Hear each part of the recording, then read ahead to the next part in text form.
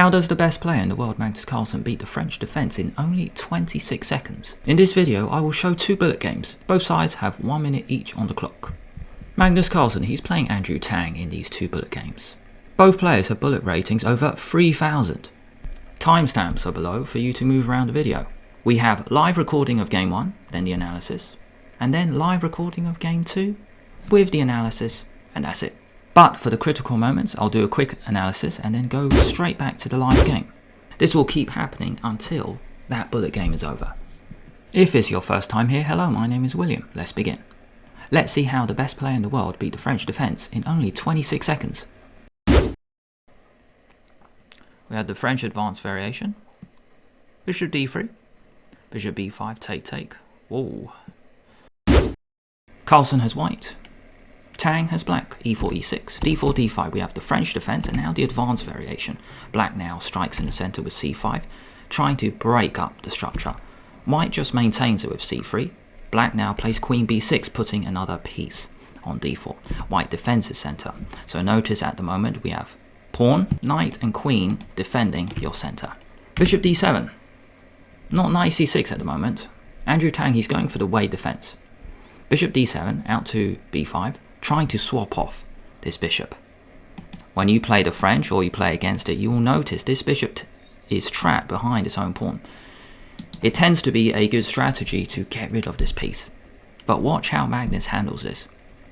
Bishop d3, just get it out, getting ready to castle. After bishop b5, white now plays this move, which I just never ever expected. D takes c5. Playing bishop takes c5, and this looks so weird to me. Queen and bishop are lining up against f2, and it looks like white just castles. Take, game goes on.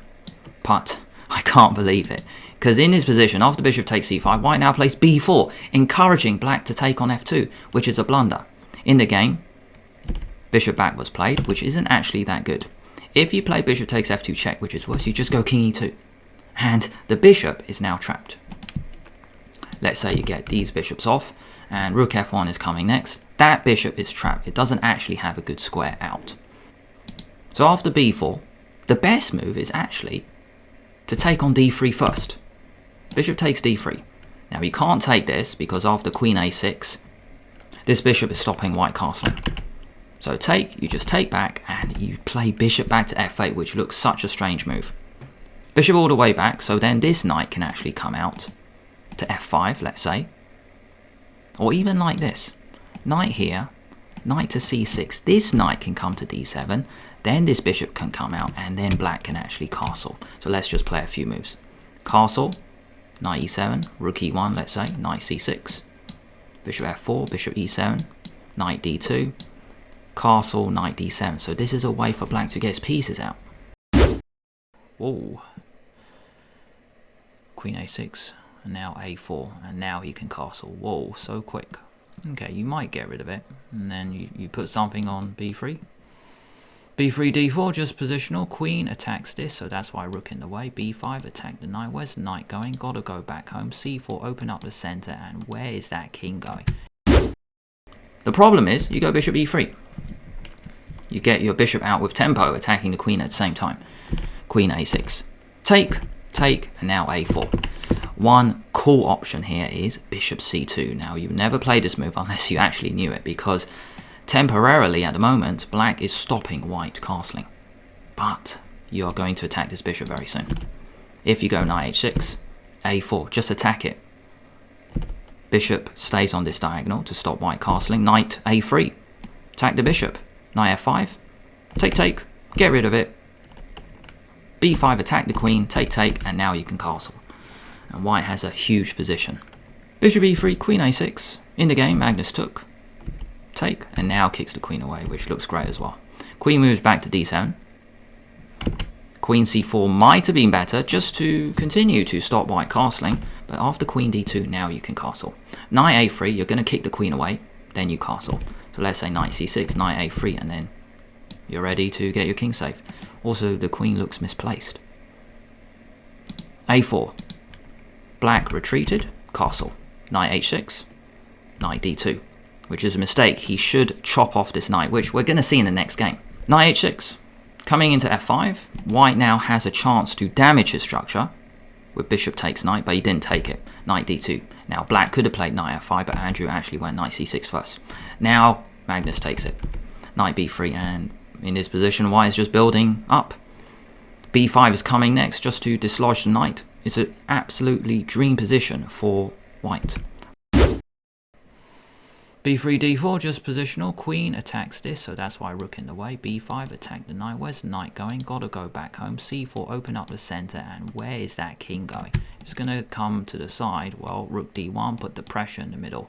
Rook d1 first, then you decide how to take. Maybe you take, and then d6 is there, but knight in the middle, because if take, you probably take. I mean, either way, I'm not sure. Maybe that's good because rook a8 is there and it's just so difficult to move. 44 seconds against 27. But after queen c8, not the best move. Taking the center and now knight f5. A monster knight on f5. The important square is controlling g7, so the king cannot actually get out. Queen e6, rook a8. It's game over. Queen back to c8 and a really, really cool, flashy move here. Can you see a really cool move? Pause the video now or let the timer bar run. Can you see it? 44 seconds against 27. Knight into f5. Rook at the back as mentioned. Queen c3. Oh my gosh. Whoa, what a flashy move because take, then rook b8 was mate. Whoa, what a flashy move. Queen c3. The amazing move is queen c3. You're using the back rank. You cannot take because that's mate.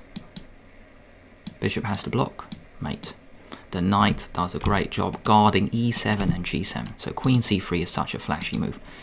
By the way, another option is queen c2. It's just you attack the queen, but you also protect the knight. Just another option. But after queen c3, queen d8, g3, b6, and now crashing through e6, letting the queen in on a dark square. F takes e6, and queen h8 check actually wins, but I really like Magnus's move here instead. Queen e5, because with this move, he's going to take on b8, and he's going to win a queen. This is an even cleaner finish. Queen h8 check works, but queen e5 is really nice, and that's it. Andrew Tang resigned. A crushing victory. e6 is there. I mean, it's almost mate. e6 played. Whoa, check. Is that a mouse slip? No, it isn't. Because here, take, and then on the back. So queen e5. What a move. e4, e6. French defense again. See what happens. How's Andrew gonna improve on this? Take, b4 again. That's what Magnus did before. Bishop e3 now. Queen a6. Take, a4 again, just like last time in Castle. So, how is Tang gonna improve? We get the French defense advance again. Queen b6, bishop d7 again, bishop b5 again, b4 attacking the bishop. Bishop has to go back, but Tang, yeah, he put it on the wrong square.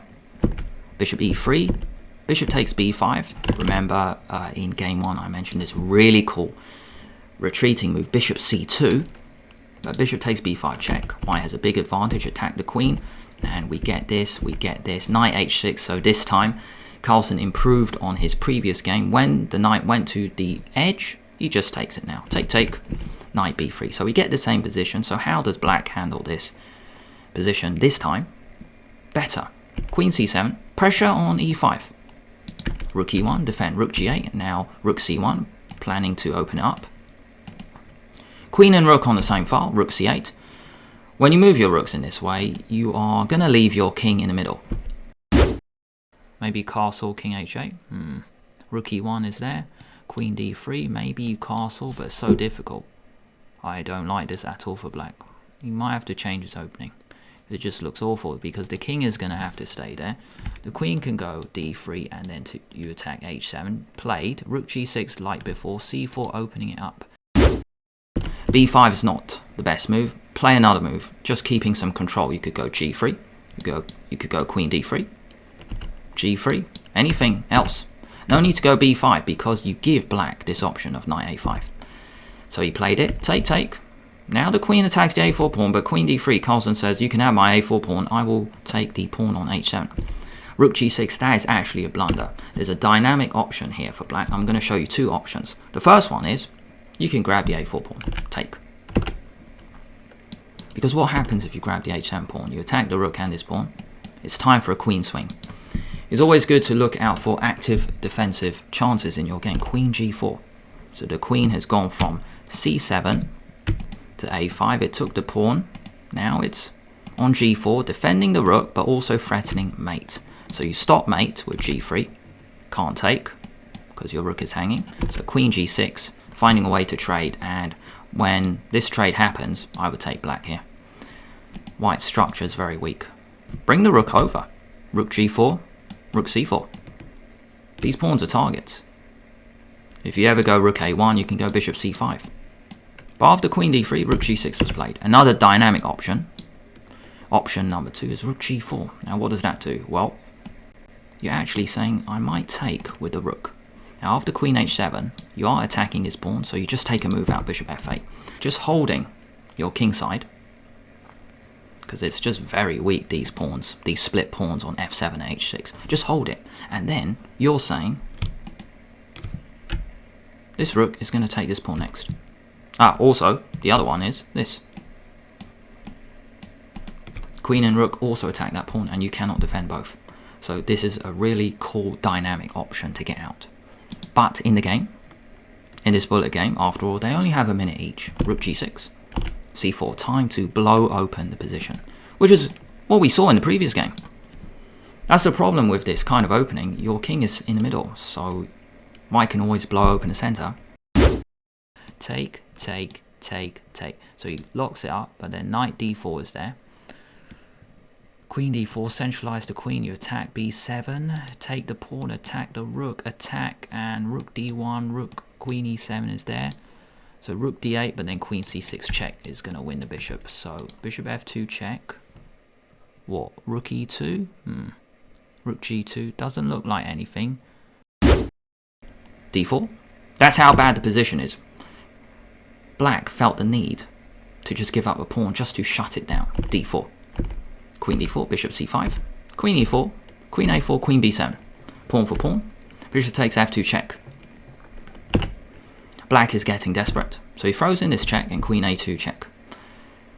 Queen and rook now attack g2.